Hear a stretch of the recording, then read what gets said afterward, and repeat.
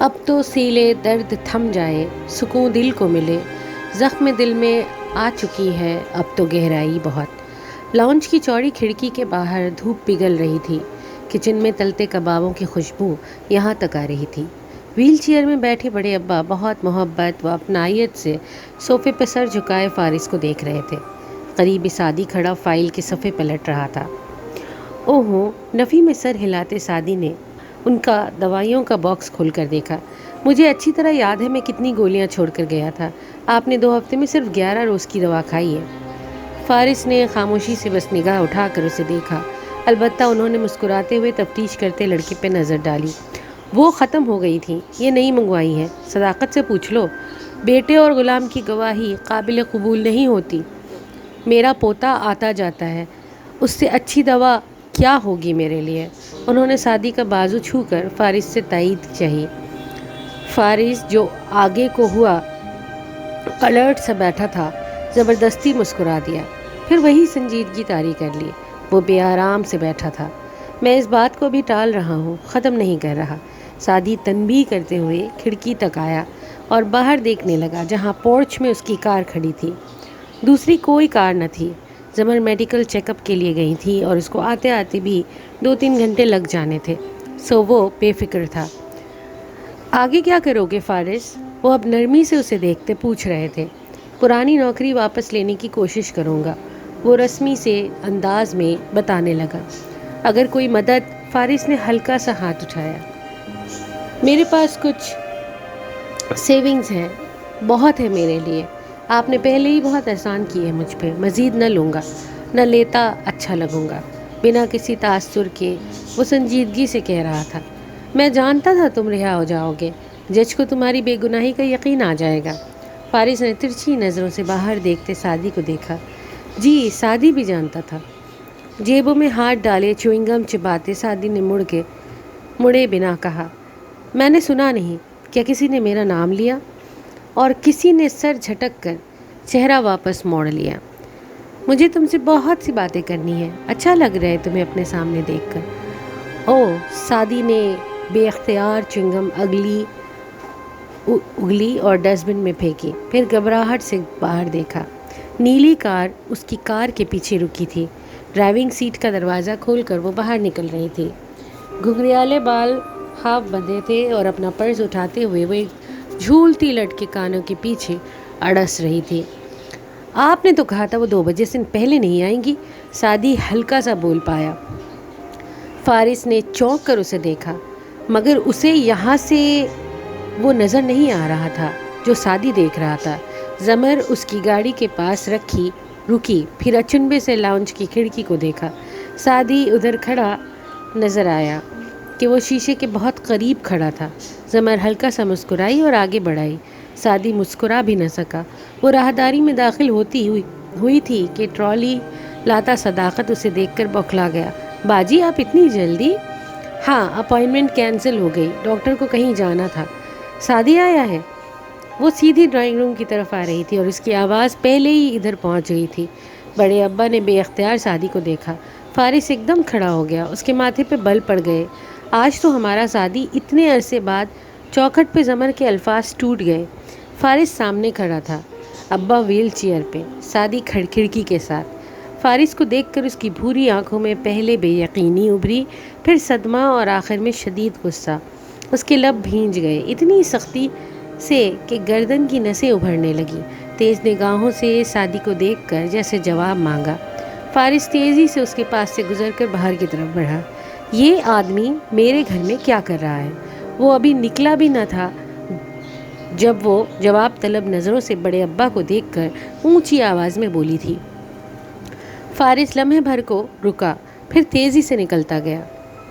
اسے میں نے بلایا تھا زمر، بڑے ابا نے ملال سے اسے جاتے دیکھا۔ آپ میرے ساتھ ایسا کیسے کر سکتے ہیں؟ آپ نہیں جانتے کہ وہ کون ہے؟ وہ بے یقینی، حیرت و صدمے سے اتنا بلند بول رہی تھی کہ صداقت راہداری میں ہی تھم گیا۔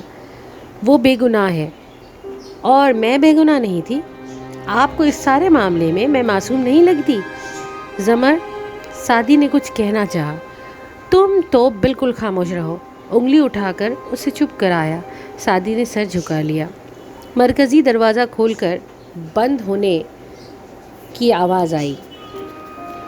اگر آئندہ یہ آدمی میرے گھر میں داخل بھی ہوا تو میں یہاں نہیں رہوں گی۔ فارس پورچ عبور کرتا دکھائی دے رہا تھا۔ اہانت اور ضبط اس کے کان سرخ ہو گئے تھے۔ بڑے ابا کا دل بری طرح دکھا۔ وہ میرے اسرار پہ آیا تھا، اس کا کیا قصور ہے؟ یہ سب زمر نے پرس سے رپورٹس کے لفافے نکال کر زور سے میز پہ اچھالے۔ وہ سب بکھر کر نیچے لڑک گئے۔ یہ سب اس کا قصور ہے۔ آپ کے 2 بچے ایک ایک گردہ کھو چکے ہیں تو اس آدمی کی وجہ سے، اور آپ اسے اپنے لاؤنج میں بٹھا رہے تھے۔ ابا، اس نے مجھے گولی ماری تھی، یہ وہی آدمی ہے۔ تم نے اسے یہ کرتے ہوئے نہیں دیکھا تھا۔ مجھے پتا ہے یہ وہی تھا، مجھے کسی وضاحت کی ضرورت نہیں۔ وہ گلابی سرخ آنکھوں کے ساتھ پھٹے دل سے بولتی پلٹ گئی۔ صداقت سر جھکائے ٹرالی اندر لے آیا۔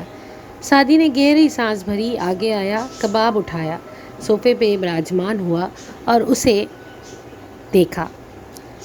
مزے کا ہے، آپ بھی لیں۔ وہ ابھی تک دل مسوس کر بیٹھے تھے، گردن دائیں طرف گرائے، زرد رنگت کے ساتھ۔ وہ کیا سوچتا ہوگا؟ اور تم بھی اسے لے کر نہیں گئے؟ بیچارہ ٹیکسی پہ گیا ہوگا۔ اوہ چھوڑے بڑے ابا، وہ بہت رف اینڈ ٹف ہے۔ 4 سال جیل میں چکی پیس کر آئے ہیں، ٹیکسی پہ جا کر گھل نہیں جائیں گے۔ دوسرا کباب اٹھا کر کھانے لگا۔ وہ میرا مہمان تھا، گھر آئے اس کے ساتھ کوئی ایسے کرتا ہے؟ اور وہ تو تھا بھی معصوم۔ آپ ایسا کریں، اس نے کباب توڑ کر منہ میں رکھتے ہوئے کہا، پھپھو کی شادی کرا دیں۔ بڑے ابا نے شوقی نظر سے اس کو دیکھا۔ میں کرا سکتا ہوں؟ سعدی نے چباتے ہوئے آنکھیں سکڑ کر سوچا۔ ٹیکنیکلی ہاں، ہائپوتھیٹیکلی شاید، اور پریکٹیکلی تو بالکل بھی نہیں۔ امود شروع کی ہوئی بات کے آخر میں جھرجھری لے کر اس نے سر جھٹکا۔ بڑے ابا ویل چیئر کے پہیے چلاتے اس کے قریب آنے لگے۔ پڑھی لکھی لڑکیاں جب 30 عبور کر جائیں اور ان کے پاس نہ ختم ہونے والے دلائل ہوں تو ان کو کوئی شادی کے لیے مجبور نہیں کر سکتا۔ اور غم زدہ مسکراہٹ سے سعدی کا چہرہ دیکھا۔ اور وہ تو اسے گھر میں برداشت نہیں کر سکتی، زندگی میں کیسے کرے گی؟ کباب میں کوئی ہڈی تھی شاید جو سعدی کے حلق میں پھنس گئی۔ وہ بے اختیار آگے جھک کر کھانسا، پھر چہرہ اٹھا کر اڑی رنگت کے ساتھ ان کو دیکھا۔ میں نے یہ تو نہیں کہا۔ 6 فٹ کا پوتا 25 سال کا ہو کر باہر سے ڈگری لا کر سمجھتا ہے کہ وہ دادا کی دوائیوں کی پرچی پڑھ سکتا ہے، اور دادا اس کا ذہن نہیں پڑھ سکتا۔ سعدی نے بوکھلا کر دروازے کو دیکھا۔ آہستہ بولیے، میں آگ کر دیا جاؤں گا۔ بڑے ابا اداسی سے مسکرائے۔ یہ میری بھی خواہش ہے، ہمیشہ سے تھی، مگر وہ کبھی نہیں مانے گی۔ سعدی بالکل چپ ہو گیا۔ تبھی راہداری سے قدموں کی آواز آئی۔ سعدی نے جلدی سے کبابوں کی پلیٹ واپس رکھی اور سیدھا ہو کر بیٹھ گیا۔ جاب پہ نہیں جا رہے ہو آج کل؟ زمر اندر آئی، سامنے ٹانگ پہ ٹام رکھ کر بیٹھی، لباس بدل کر فریش اور سنبھلی ہوئی تھی۔ منڈے تک آف لیا ہے، کچھ کام نپٹانے تھے۔ بظاہر وہ سرسری لہجے میں کہتے ہوئے گاہے بگاہے محتاط نظر اس پہ ڈالتا۔ اگر تمہیں میرا یہ رویہ برا لگا ہے تو میں معذرت کرتی ہوں، مگر مجھے اس کا کوئی افسوس نہیں، کیونکہ اگر تم خود کو میری جگہ رکھ کر سوچو تو تمہیں میں حق بجانب نظر آؤں گی۔ نہایت ٹھنڈے لہجے میں وہ شروع ہوئی۔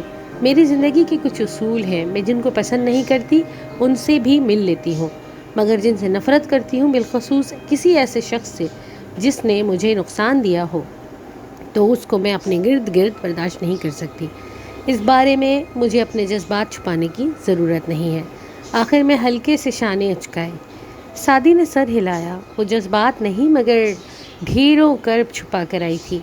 آئندہ کچھ بھی ایسا نہیں ہوگا جو آپ کو تکلیف دے زمر، اور جو دے چکے ہیں وہ ضرور بھگتیں گے۔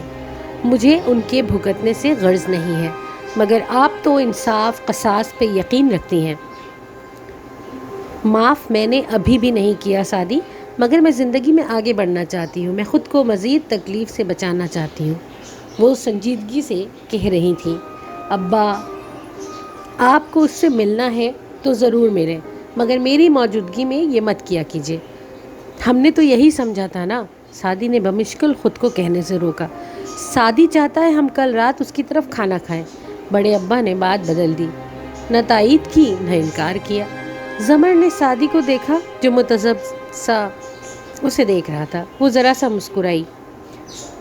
شیور، ہم ضرور آئیں گے۔ سعدی کی رنگت واپس آئی، وہ مسکراتا ہوا اٹھا۔ ہم سب انتظار کریں گے۔ زمر کی مسکراہٹ اس کی آنکھوں میں بھی تھی، وہ اب بہتر محسوس کر رہی تھی۔ تم جسے نور صبح کہتے ہو، میں اسے گرد شام بھی نہ کہوں۔ رات کی سیاہ افشاں پورے شہر پہ جگمگا رہی تھی۔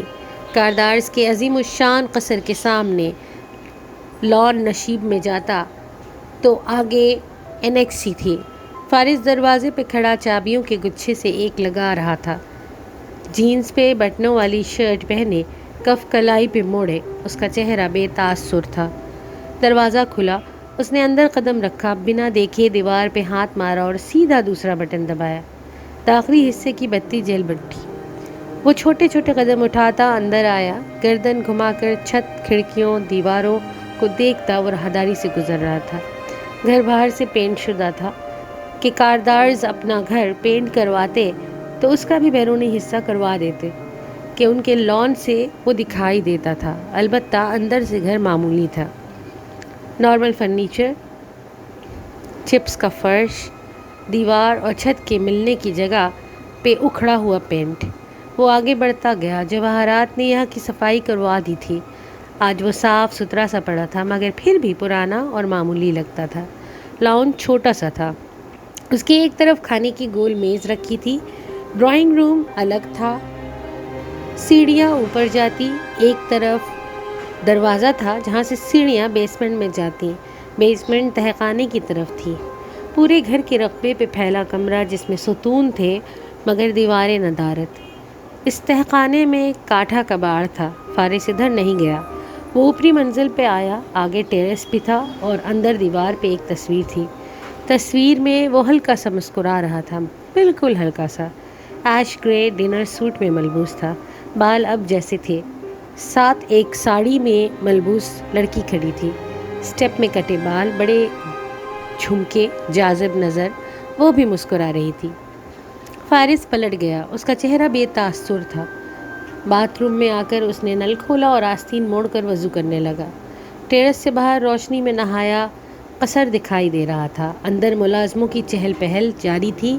جواہرات سربراہی کرسی پر براجمان نزاکت سے چھری کانٹے سے سٹیک کا ٹکڑا توڑ رہی تھی۔ دائیں ہاتھ بیٹھا ہاشم پلیٹ پہ جھکا کھانے میں مگن تھا۔ اس کے موبائل کی میسج ٹون وقفے وقفے سے بج رہی تھی۔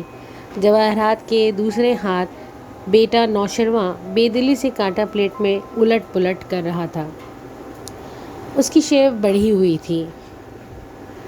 تم آج پھر آفس نہیں آئے؟ جواہرات نے کانٹا چلاتے بس نگاہیں اٹھا کر شیرو کو دیکھا۔ اس نے بیزاری سے چہرہ اٹھایا۔ آپ لوگ مجھے کچھ دیر کے لیے اکیلا نہیں چھوڑ سکتے؟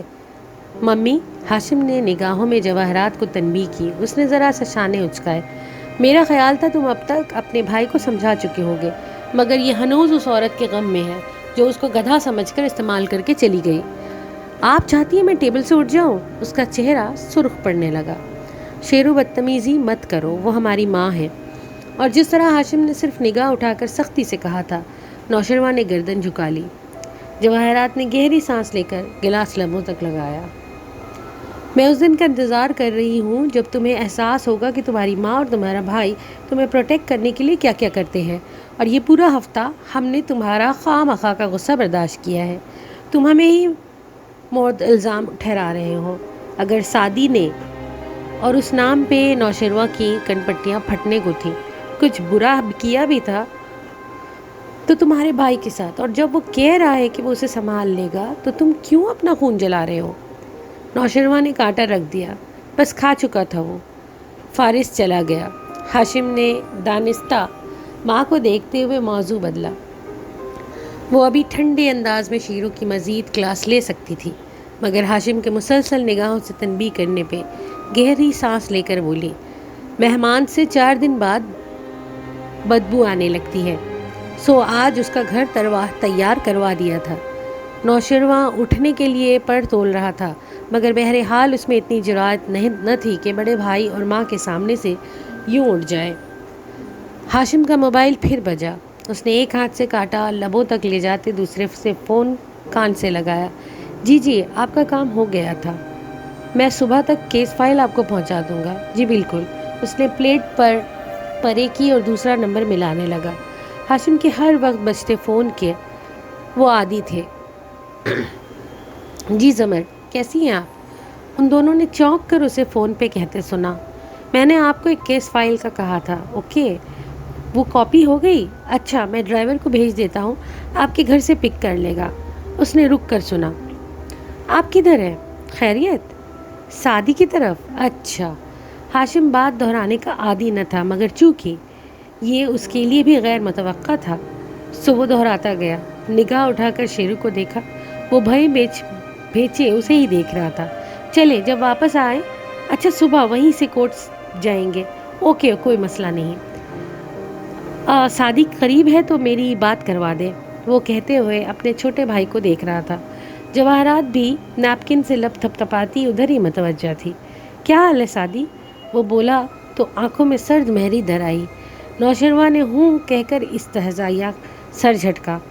میں تو بالکل ٹھیک ہوں۔ ایسا ہے کہ صبح میری سیکریٹری تمہیں کال کر کے کل کی اپائنٹمنٹ دے گی، ضرور آنا، میں انتظار کروں گا، کہہ کر اس نے فون رکھ دیا۔